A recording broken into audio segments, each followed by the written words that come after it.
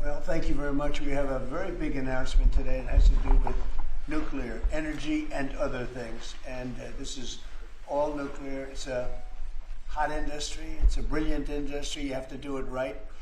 It's become very safe and environmental, yes, 100%. So I'm going to ask Doug Burgum to talk about it a little bit to start. And maybe Will, you'll follow him up. Yes, sir. And we're going to have Pete Hegseth speak from a military standpoint, but this is very all-inclusive. We're signing tremendous executive orders today that really will make us the real power in this industry, which is a big industry. Doug, why don't you go ahead? Well, thank you, President Trump. This is a huge day for the nuclear industry. Mark this day on your calendar. This is going to turn the clock back on over 50 years of over-regulation of an industry. American greatness has always come from innovation, and we were very innovative. We led post-World War II in all things nuclear, but then we've been stagnated. We've choked it with over-regulation. Today, Will is going to walk us through a series of 4 executive orders. Each of these help attack separate issues that have held back this industry. And with us today, we've got a number of CEOs from the industry representing some of our largest nuclear providers, but also a big change. This is a time when capital and competition has finally come to this industry. We've got venture capital, we've got startups coming into all aspects of small modular nuclear, and we've also got an EO that's talking about the importance of us having a secure supply chain of being able to get that fuel load here in the United States as opposed from foreign sources. This has impacts on national security, on our defense, and again, President Trump here today has committed to energy dominance. And part of that energy dominance is that we've got enough electricity to win the AI arms race with China. What we do in the next 5 years related to electricity is going to determine the next 50, because this is the first time in history where electricity can be translated into intelligence. And we need that intelligence for every aspect of our economy, but also for defense. Pete Hegseth in the Department of Defense has been a key part of this, and this is going to help us make sure that we're providing the defense we need, where we need that AI, need the electricity, but also to secure our bases here at home and around the world. Secretary? Sure, I'll just add to that before going to Will. Energy security is national security. If we don't have reliable energy for our basing, for our troops, whether forward deployed or domestically, we're vulnerable.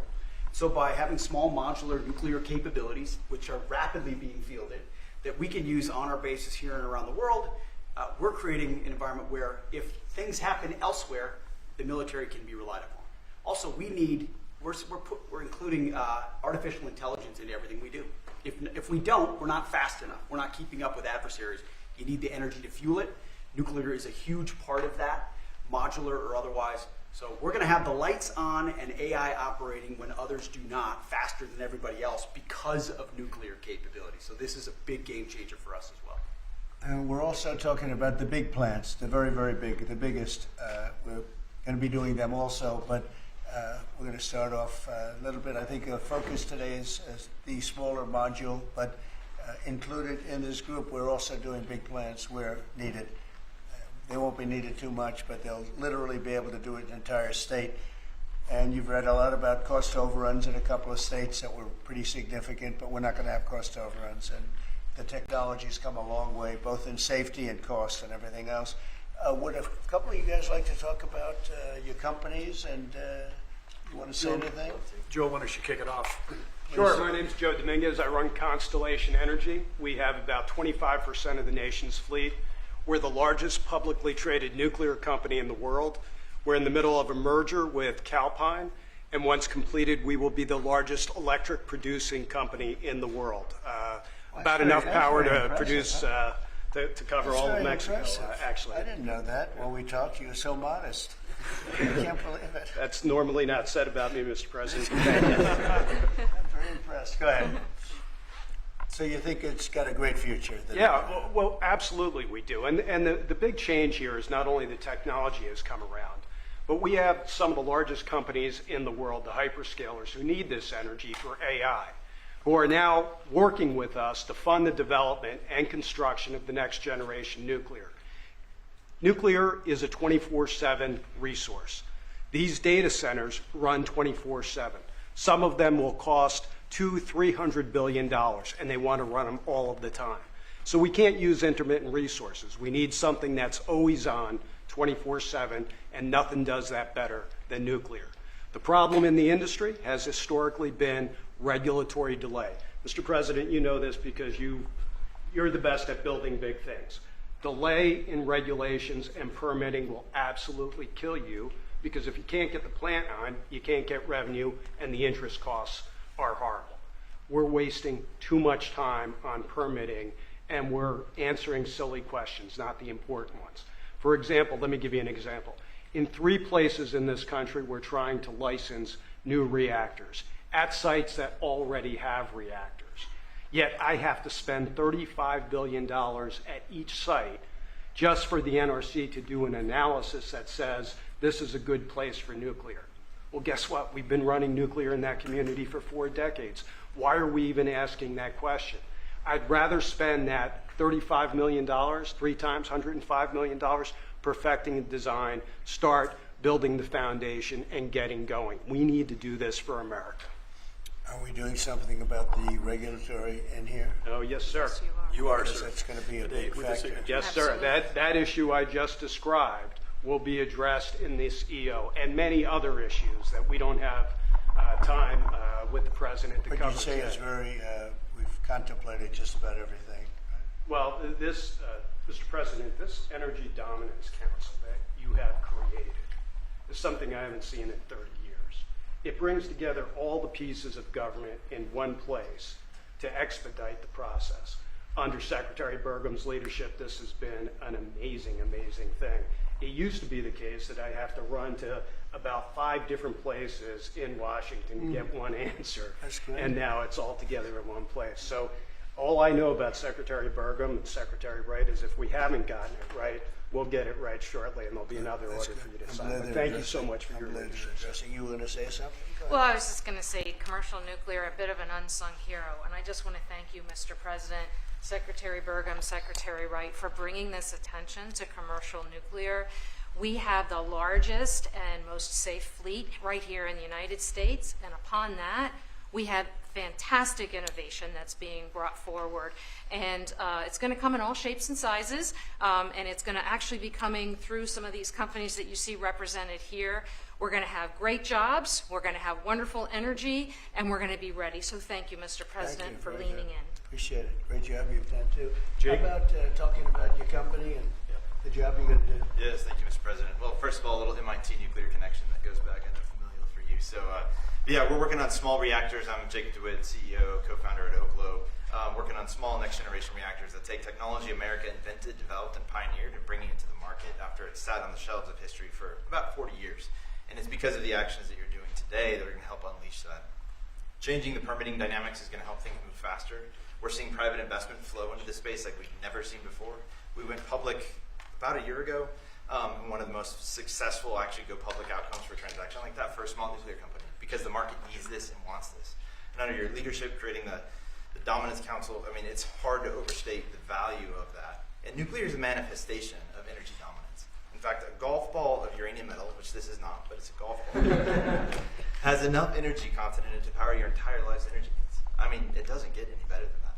And to get back to building, nuclear uses the fewest materials, right? The least amount of concrete, of steel, of fuel for amount of energy it produces. So it should be the cheapest, the most scalable, the most sustainable. Just like you mentioned, Mr. President, about the importance of doing that right. The physics are on our side, and these things help unleash this innovation to actually realize that. So it's never been more exciting. Very exciting indeed. Go ahead, please. And I'm Scott Nolan, CEO of General Matter. We're an American enrichment company trying to bring back the U.S.'s lead in producing nuclear fuel. So just like car engines need fuel, nuclear reactors need fuel. Right now, the U.S. is completely dependent on other countries to make the key step of enrichment in this fuel. And these executive orders are going to pave the way for the U.S. to regain its lead. So we really appreciate it. Will you be doing the AI plants? Because we have a lot of them going up now, and or soon going up, and they need tremendous electricity. Are you going to be involved in many of these plants? Yes.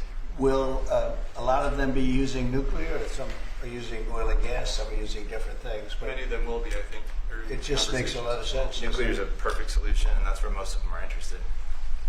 Good luck. Thank you. That'll be great. It's going to be, yes. Okay, Will, please. The first executive order we have for you relates to the issue that Secretary Hegseth was speaking to, which is the need for incredible amounts of power at defense installations and also in AI-focused installations. What this executive order will do is speed up the approval and adoption process for specialized nuclear reactors at these sorts of sites.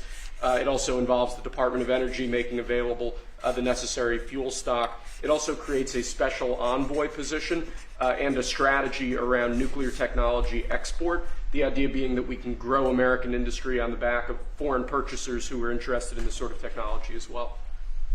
I'm just thinking, as you're saying that, I just said, what about auto pens? Could I use an auto pen? What did Biden do? Did he have an auto pen at the desk? Nuclear powered. No, he didn't do events like that. Yeah, he used nuclear power. You know, he didn't do events like this, I guess. It's all right. Otherwise, you know, you walk into the other side of the room, have an auto pen sign it, right? Here it is. It's phase one. Very big phase, very important phase.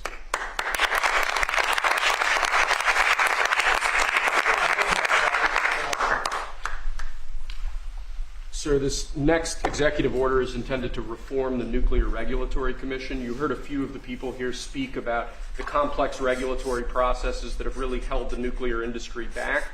Before 1978, there were 133 reactors built in the United States. Since 1978, only 2 new commercial reactors have come online. That's because of overregulation, and the goal of this executive order is bringing that regulatory process into line with the actual needs of the industry and public safety, with an end goal of quadrupling the amount of nuclear power production in the next 2.5 decades. It's fantastic. It's exciting, right?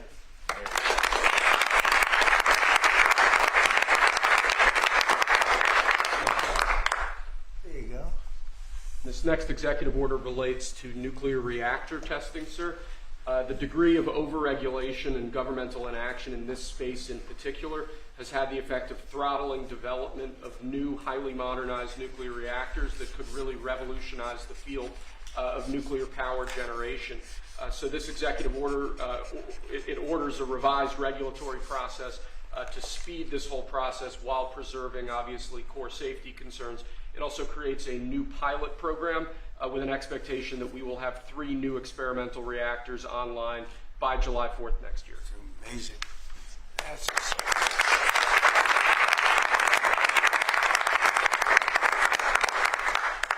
Okay, come on. Lastly, sir, we have an executive order on reinvigorating the nuclear industrial base. There are a number of core issues here, including the issue with fuel feedstock that one of the speakers mentioned before. This executive order, among other actions, includes an invocation of the Defense Production Act in order to spur a closer collaboration with private industry to ensure that we have the fuel supplies we need for a modernized nuclear energy sector. In addition to that, it includes crucial provisions relating to the development of a nuclear energy sector workforce and a number of other key building blocks to the overall nuclear industry that we're trying to spur here. Great. Thank you.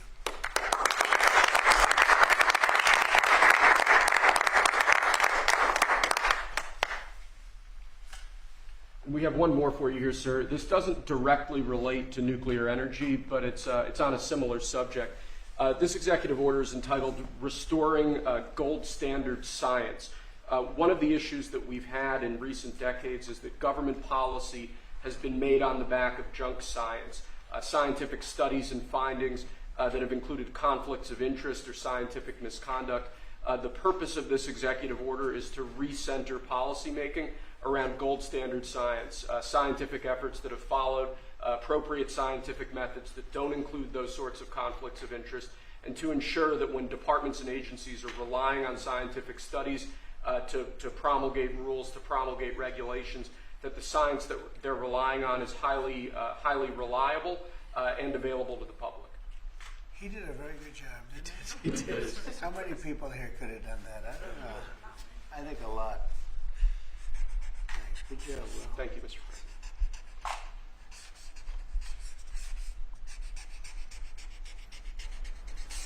Is that it? That's all we have for you now.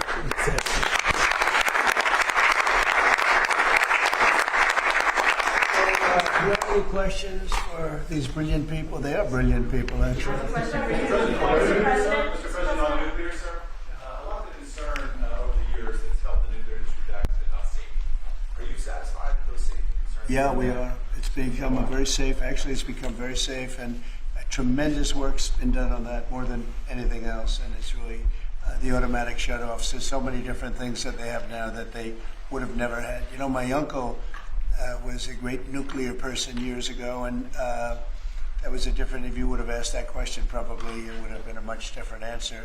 But they have tremendous shut-off power and other powers that, and very redundant, as I understand it, like at a level that nobody's ever seen before. So it's safe.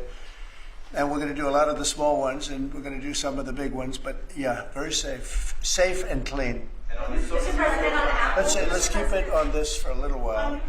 Let's keep it on the nuclear, and then if you want to ask something else, which you might, we'll do that. On nuclear, Mr. President. Yeah, please.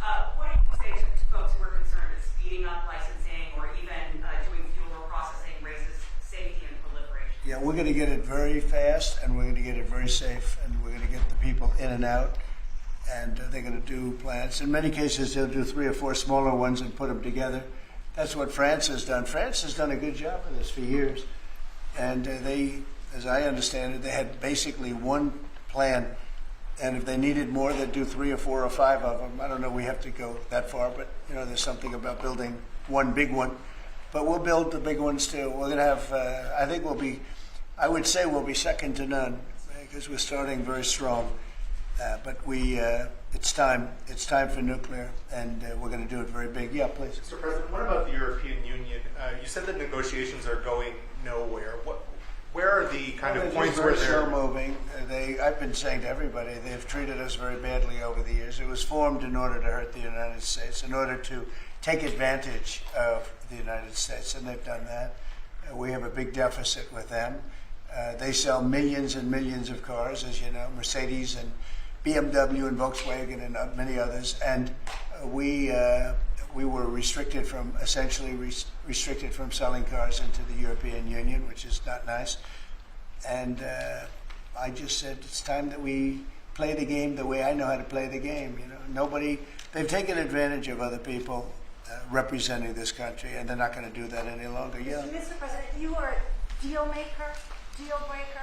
What are you hoping to achieve with a 50% tariffs on the EU? Well, I think this is there is no tariff, because what they'll do is they'll send their companies into the U.S. and build their plant. You know, we have, I guess, over $12 trillion practically committed. You look at other presidents; they haven't had $1 trillion for a year, for 2 years, for 3 years.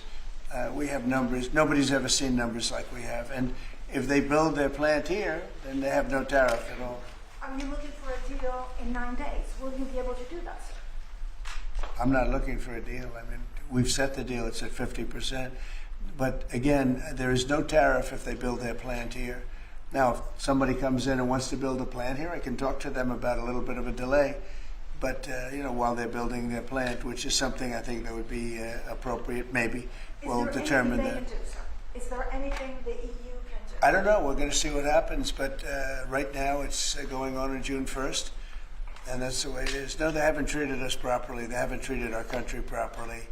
They banded together to take advantage of us. And the people behind me know, because they had some of that with their industry. But generally, you know, we signed a great deal with United Kingdom. We have numerous other deals that are ready to be signed. We've signed a deal with China.